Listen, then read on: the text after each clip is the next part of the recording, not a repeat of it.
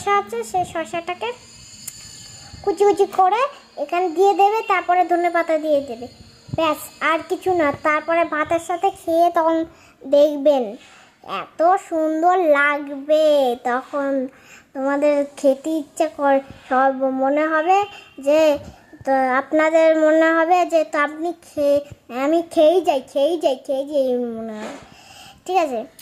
তারপরে আজকে আমি এখন করছি, তারপরে এইবার তো বানাতে হবে।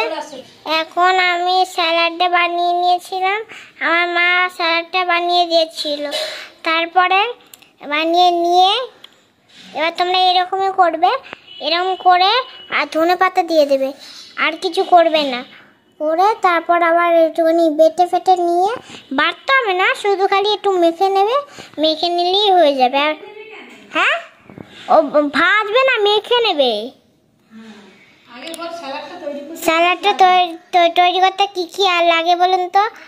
টমেটো লাগে, তারপরে গাজর লাগে, তারপরে গাজর লেগে, তারপরে আবার আরেকটা জিনিস আছে যে ওই আপনাদের মনে হবে যে তো আপনি আমি খেয়েই যাই মনে হয়, ঠিক আছে।